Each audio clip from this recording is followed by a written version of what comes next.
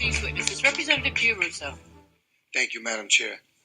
Mr. Stenhouse, you kind of grabbed my attention really early in your testimony because I was a member of the legislature in 2013, and you mentioned that the legislature was manipulated. Can you elaborate on that?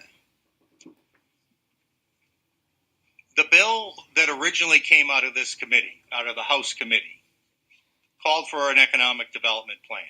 It had no mention of social equity, and it had authority to approve by the General Assembly. After the bill made its rounds and went through the Senate and came back, it had the equity provision put in, and it had stripped the approval of the General Assembly. I don't believe that's what you asked for in this committee. I wasn't here then, but I can't imagine that's what you asked for, but that's what you got. And I have one more follow-up question. Go ahead. You mentioned about all the meetings that you attended and how it was a farce or whatever adjective you used. Give me an example of what is a farce in some of those meetings that you attended. Yeah, I was there. Not the consortium meetings. I'm talking about the meetings they held around the state in little community libraries and things like that.